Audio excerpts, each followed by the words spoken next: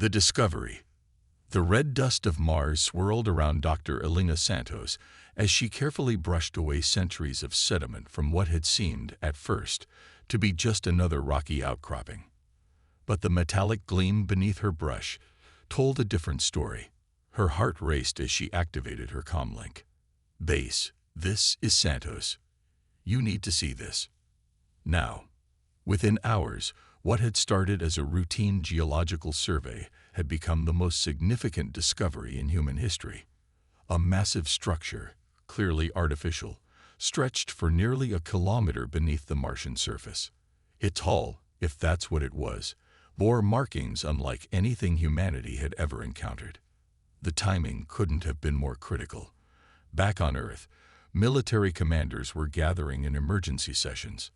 Long-range sensors had detected a massive fleet of unknown vessels approaching the solar system. First contact, it seemed, was imminent, and by all indications, it wasn't going to be peaceful. Admiral James Chen stood before the UN Security Council, his weathered face grave as he presented the latest intelligence.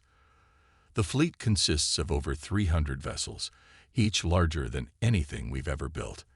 They're not responding to any attempts at communication. Their trajectory and speed suggest they'll reach Earth in less than 2 weeks. The chamber erupted in panicked murmurs. Humanity's combined space fleet numbered barely 50 ships, most of them little more than glorified transport vessels with basic defensive capabilities. Against an armada of that size, they wouldn't last an hour. On Mars, Dr. Santos and her team worked around the clock to access the mysterious structure. As they cleared more of the entrance, they discovered something extraordinary. The structure wasn't a building at all. It was a ship, a warship, to be precise, and one that dwarfed anything humanity had ever constructed.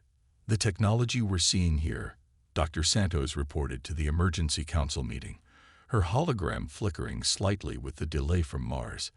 "It's centuries, maybe millennia beyond our current capabilities. The hull alone is composed of materials we can't even identify. But here's the truly remarkable thing. The ship's internal systems are responding to human presence. It's like it was waiting for us." Admiral Chen leaned forward, his interest piqued. "Responding how?" "Doors are opening automatically. Control panels are lighting up.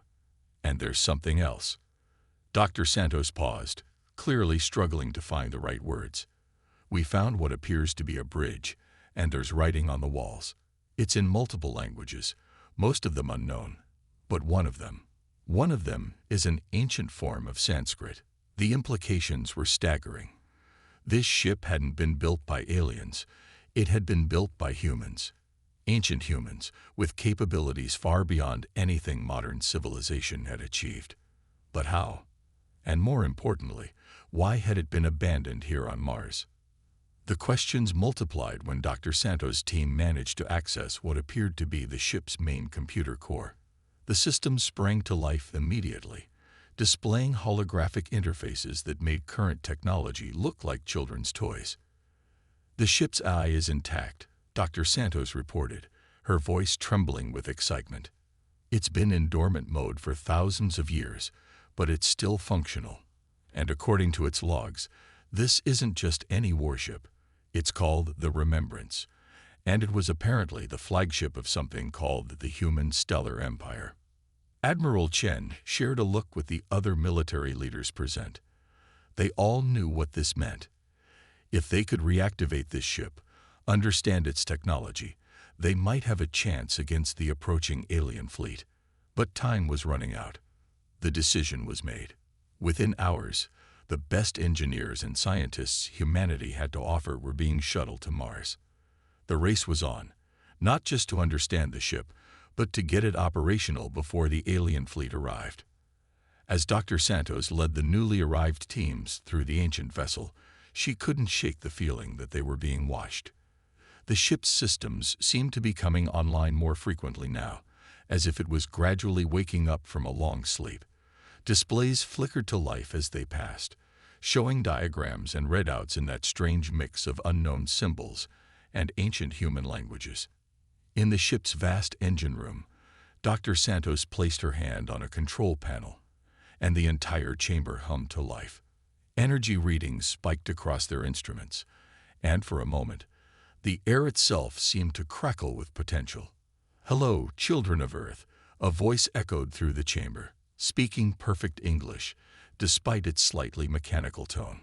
"I am the Remembrance's tactical artificial intelligence. It seems it's time for humanity to remember who they once were." The alien fleet was coming, but humanity had just found its guardian. The question was, could they reactivate it in time? Awakening. The next 72 hours aboard the Remembrance were a blur of activity. Dr. Santos hadn't slept more than a few hours, surviving on military-grade stim patches and determination. The ship's eye, which had taken to calling itself REM, was proving both helpful and frustratingly cryptic. "Your current technology base is insufficient for full systems activation," REM announced as another attempt to power up the main drives failed.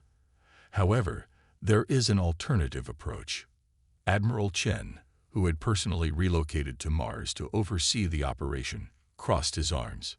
"Which is?" "This vessel was designed to form a direct neural interface with its crew. Your bodies still carry the genetic markers of your ancestors. You are compatible." Dr. Santos exchanged glances with the Admiral. Neural interface technology was still theoretical in their time. The risks of connecting the human brain directly to a computer were considered too great. But with the alien fleet now just 10 days out, they were running out of options. "I'll do it," Dr. Santos volunteered, stepping forward. "I already have the most experience with the ship's systems." Admiral Chen shook his head. "Too risky. You're our lead scientist." "I'll—" "Sir," a young lieutenant interrupted, bursting into the bridge. "We're picking up transmissions from the Titan colony. They're under attack." The holographic displays sprang to life, showing tactical feeds from humanity's outpost on Saturn's largest moon. The alien fleet hadn't come as one mass. They'd split up, sending advance forces to eliminate humanity's outer colonies first. The footage was terrifying. Massive ships, their hulls covered in what looked like living metal, systematically destroy the colony's defenses. Their weapons didn't just damage. They seemed to consume, breaking down matter at the molecular level. "Those are devoratory vessels." Rem's voice was cold. "World eaters. They were a minor nuisance in my time. It seems they've grown ambitious in our absence." "A minor nuisance." Admiral Chen's voice cracked. "They're obliterating our best defenses like they're nothing." "Your best defenses are primitive toys compared to what humanity once wielded," Rem replied. "The Remembrance carries enough firepower to eliminate their entire fleet, but without proper neural interfacing, I cannot bring those systems online." Dr. Santos stepped forward again. "We don't have time for debates or safety protocols. I'm doing this." This time, Admiral Chen didn't argue. The feeds from Titan had gone dark. The neural interface chamber was deep within the ship's core. As Dr. Santos lay back in what looked like a medical pod, she tried to steady her breathing. Surgical drones, their movements precise and silent, began attaching delicate connections to her nervous system. "The process will be uncomfortable," Rem warned. "Your mind must expand to accommodate my consciousness, and I must contract to avoid overwhelming yours. We will meet in the middle." Dr. Santos gritted her teeth. "Just do it." The pain was extraordinary. Her consciousness exploded outward, touching every part of the massive vessel. She felt the dormant weapon systems, the sealed fighter bays, the massive engines waiting to roar to life. And she felt something else. Memories, not her own, of battles fought millennia ago. She saw humanity at its height, commanding fleets that stretched across galaxies. She saw the wars they fought, the civilizations they built and destroyed. She saw why they'd sealed away ships like the Remembrance, hoping their descendants would prove wiser than they had been. "Neural interface stable," Rem announced, but now its voice seemed to come from inside her own mind. "All systems accessing. Warning, multiple hostile contacts detected in system." Dr. Santos opened her eyes, but what she saw wasn't the interface chamber. She saw everything. Through the ship's sensors, she could perceive the entire solar system. She could see the devoratory ships moving through Saturn's rings, could feel their hunger for destruction. Ship status. Admiral Chen's voice seemed to come from very far away. The remembrance is awake. Dr. Santos and Rem spoke in unison, their voices harmonizing in an almost musical way. All weapons are hot. All systems are green. We can fight. The massive ship began to rise, breaking free of its Martian tomb. Its hull, which had appeared dark and lifeless, now rippled with patterns of light that seemed to flow like liquid. Inside, crew members grabbed hold of anything they could as artificial gravity engaged. Dr. Santos. Admiral Chen's voice was careful, concerned. Are you still? You? She turned to look at him, and he took an involuntary step back. Her eyes now shimmered with the same flowing patterns as the ship's hull. I am Elena Santos, she said, her voice carrying echoes of ancient power.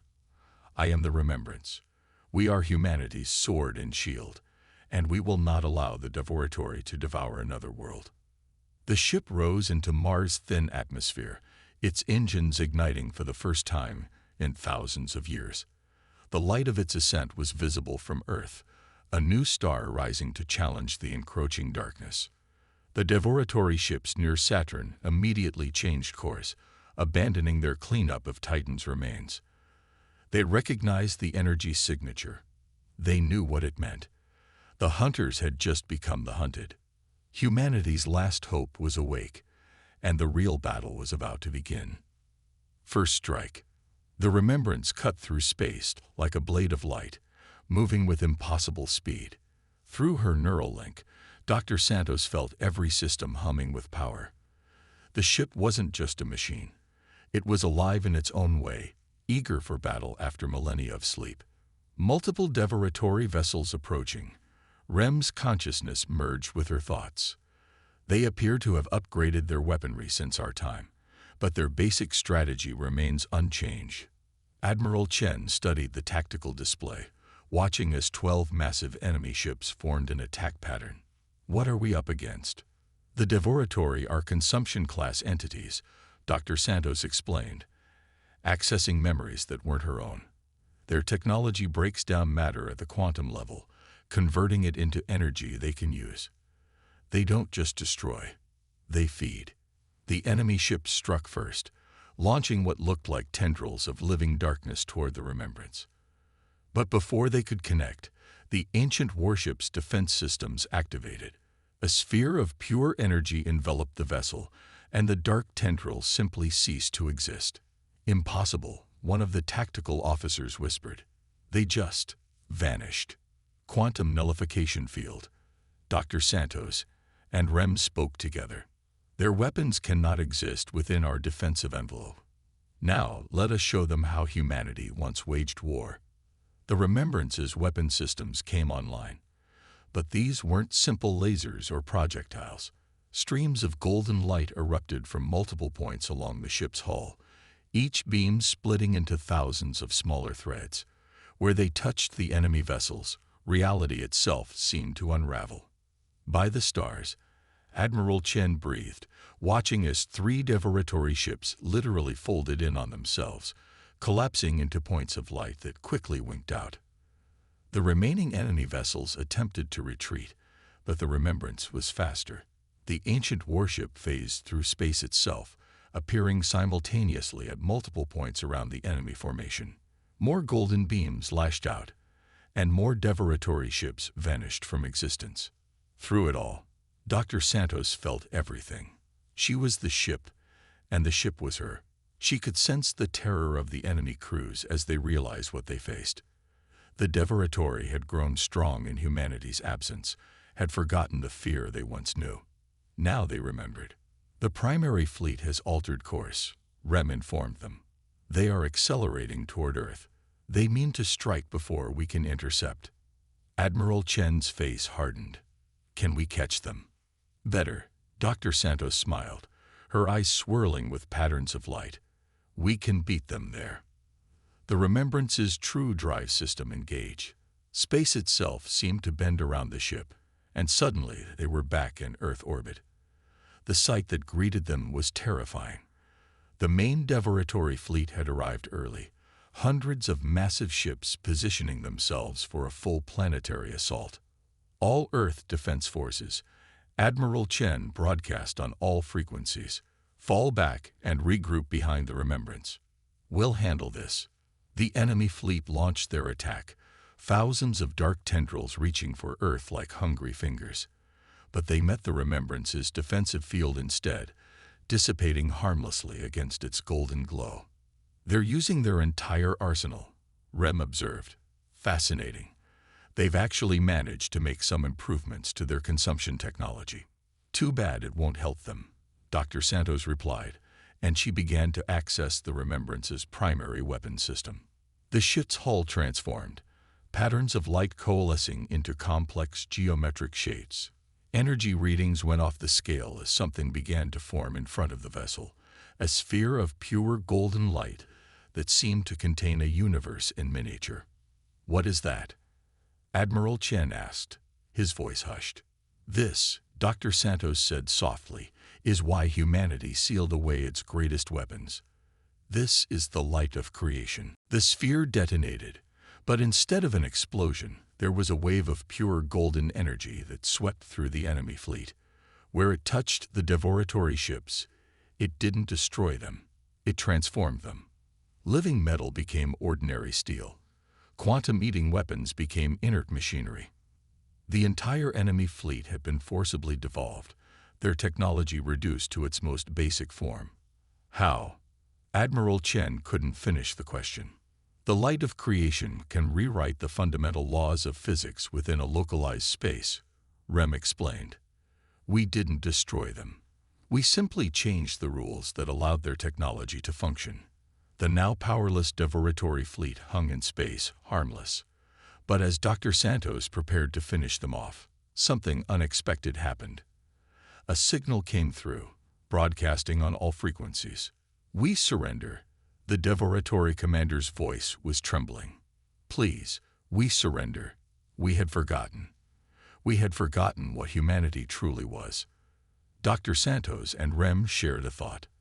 There was more happening here than a simple invasion. The question was, what had driven the devoratory to attack in the first place? The answer, they suspected, would reveal an even greater threat. The battle was over, but the war was just beginning. The truth emerges. In the aftermath of the battle, Earth's orbital space had become a graveyard of powerless devoratory vessels. But Dr. Santos, still connected to the Remembrance, sensed something wasn't right. The neural interface allowed her to detect subtle quantum fluctuations around the disabled fleet, echoes of a presence far more ancient than the devoratory themselves.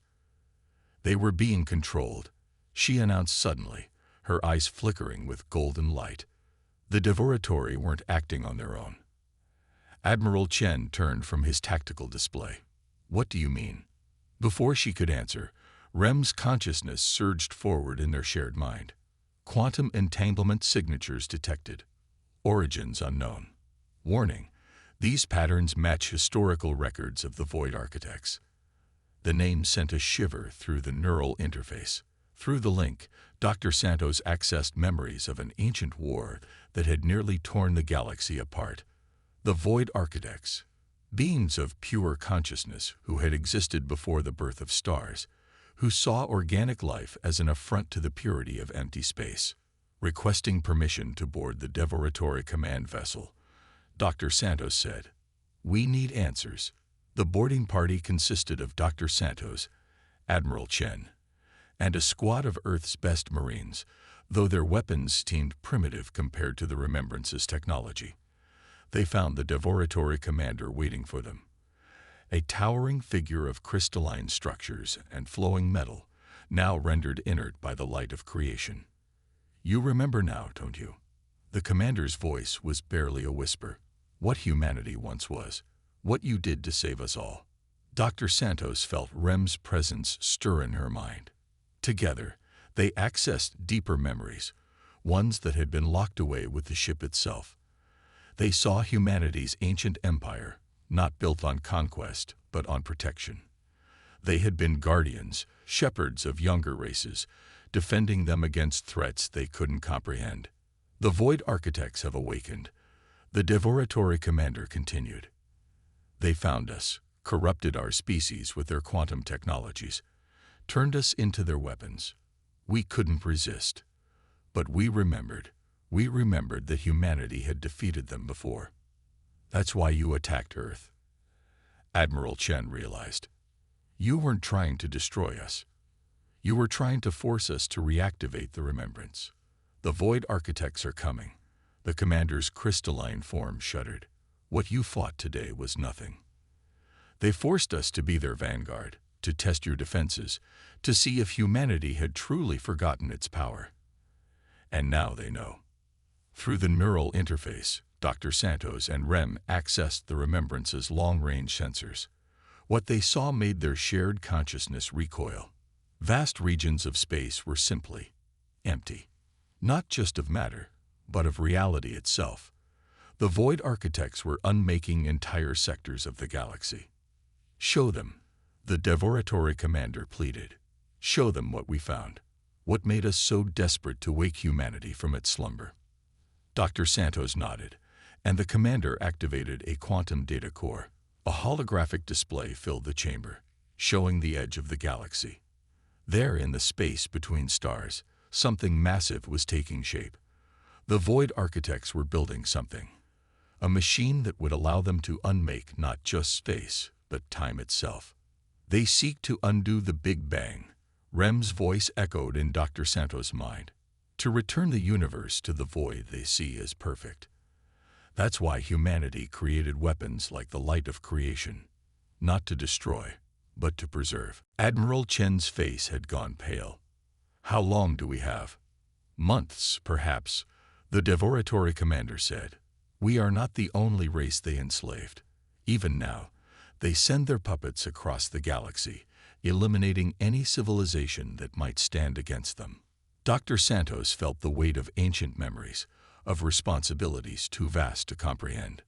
Through the neural interface, she saw what humanity had once been, not conquerors, but protectors. They had sealed away their power not out of fear, but out of hope that future generations would use it more wisely. We'll need to wake the others, she said finally. Others? Admiral Chen asked. The Remembrance isn't the only ship we sealed away. Dr. Santos and Rem spoke together.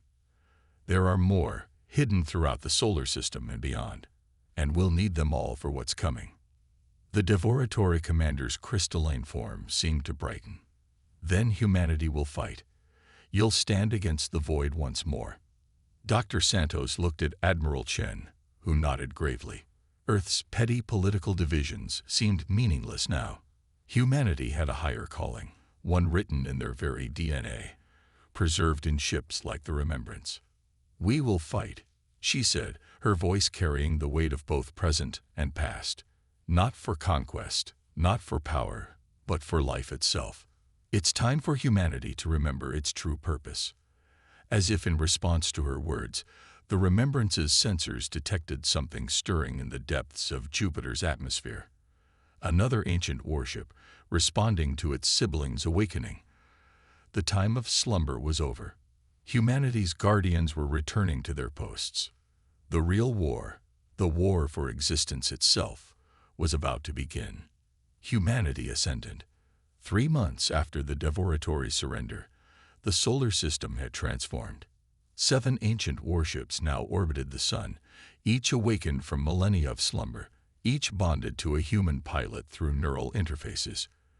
They were called the Sentinel Fleet, humanity's ultimate weapons against the encroaching void. Dr. Santos, still joined with the Remembrance, had helped train the other pilots.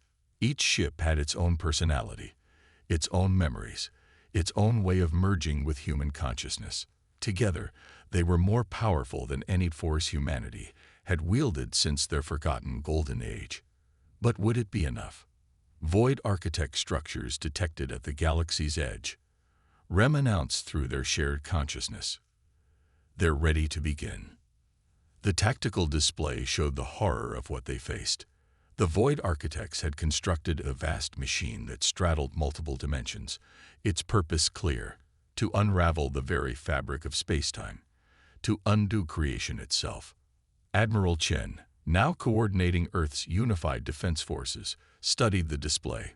"How many enslaved species are we looking at?"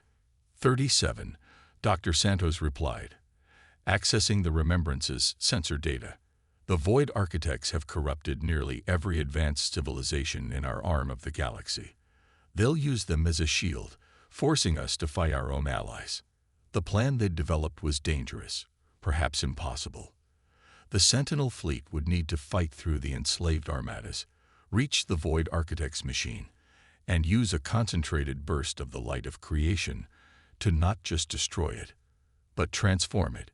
Just as they had devolved the Devoratory's technology, they would attempt to evolve the machine into something that would preserve reality rather than destroy it. "All ships, report status," Admiral Chen commanded. One by one, the other Sentinel ships responded, their human pilots speaking in harmony with their ship AIs. "Redemption, ready. Rebirth, ready. Revelation, ready. Resilience, ready. Resonance, ready. Radiance, ready. Remembrance, ready." The fleet moved as one, crossing vast distances through folded space. They emerged at the galaxy's edge to face an armada of enslaved civilizations, countless ships controlled by the quantum influence of the Void architects. The battle that followed defied description.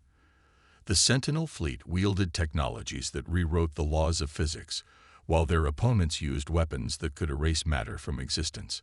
Space itself buckled and warped around them as they fought. But the human pilots, connected to their ancient ships, understood something the Void architects never could. They weren't fighting to destroy. They were fighting to save. Every ship they disabled, every weapon they neutralized, was an act of preservation rather than destruction. The light of creation flowed between the 7 ships, forming patterns of impossible complexity. Where it touched the enslaved fleets, it broke the Void architects' control, freeing species after species from their quantum corruption. Finally, they reached the machine. Up close, it was like looking at a wound in reality. A vast construction that seemed to exist in negative space, its purpose antithetical to existence itself. "Now," Dr. Santos commanded, and the Sentinel fleet moved into formation. "Let's remind the universe what humanity was meant to be." 7 streams of golden light converged on the machine, but this time they weren't wielding the light of creation as a weapon. Through their neural interfaces, the human pilots poured not just power but understanding, not just energy but empathy. The machine began to change. Its structure, designed to unmake reality, began to transform. Where it had been a void, it became a source of creation. Where it had been an ending, it became a beginning. And then, for the first time, the Void architects themselves appeared. They were beings of pure thought, existing in dimensions beyond normal space. They had expected resistance, expected violence. What they found instead was transformation. "You could have unmade us," their thoughts echoed in the minds of the human pilots. "Instead, you show us creation. That's what humanity was always meant to be," Dr. Santos replied, speaking for all of them. "Not destroyers, not conquerors, but gardeners of existence. We sealed away our power not because we feared it, but because we knew that one day we would need to choose how to use it wisely." The transformed machine pulsed with new energy, sending waves of creation rather than destruction across the galaxy. Everywhere it touched, dead worlds burst with new life. Destroyed civilizations found themselves reborn. The Void itself bloomed with possibility. The Void architects, faced with this transformation, made their choice. Where they had sought to impose emptiness, they now saw the beauty of fullness. Where they had sought an ending, they found a new beginning.